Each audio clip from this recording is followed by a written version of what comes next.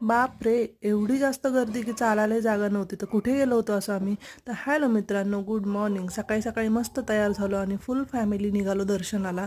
तिथे गेल्यावर चंद्रभागेला उतरलो आणि हातपाय धुवून घेतले, कारण असं म्हणतात की इथे आल्यावर चंद्रभागेला हातपाय धुतल्याशिवाय दर्शनाला जाऊ नये. तर मस्त हातपाय धुवून घेतले आणि दर्शनाला निघालो. तर इतकी जास्त गर्दी होती, तर सांभाळून चालणं गरजेचं होतं. आणि हे बघा, एवढं सुंदर मंदिर आहे. तेच बघत होते आणि सध्या कार्तिकी चालू असल्यामुळे यात्रा आहे. ते एवढं छान डेकोरेशन केलेलं होतं, तेच बघत होते.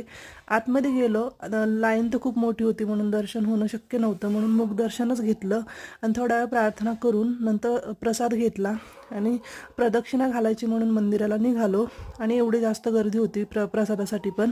आणि इतकी सुंदर रांगोळी काढली होती, तीच बघत होते. इथे स्क्रीनवर दर्शन देत होते.